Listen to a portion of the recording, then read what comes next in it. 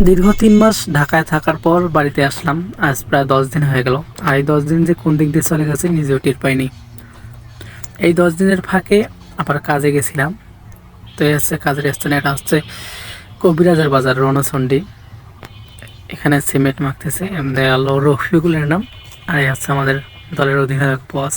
কাজ করতে করতে মাথার চুল পেকে গেছে। বস কাজ করার সময় মাঝে মাঝে গান বলে। তো বন্ধু তুমি শুনতে কি পাও? আমার বস মানুষ হিসেবে খুবই ভালো, অনেক সহজ সরল মানুষ একজন, মনের ভিতরে কোনো পেঁচ নাই। আর এই হচ্ছে আমার এক জামাই, উনি কাজ করে এখানে। আমাদের কাজ আছে সামনে, আমরা একটা দোকান তৈরি করতেছি। সেই দোকানের ভিত্তি আজকে আরও একদিন আগে কাজ ছিল, এবং আজকে আমরা তিনজন মিলে, 3জন মিস্ত্রি এবং 2জন হেল্পার নিয়ে কাজ করতেছি। অনেক গভীর নিচ থেকে উঠানো হচ্ছে, এই জন্য গাঁথনি বোঝা যাচ্ছে না। অবশেষে একটা কথাই বলতে চাই, কাজ করুন, জীবন করুন। পুরুষ মানুষ টাকা ছাড়া আপনার জীবনে কোনো মূল্য নাই, এটা কথা সবসময় মনে রাখবেন। ভালো থাকবেন সবাই।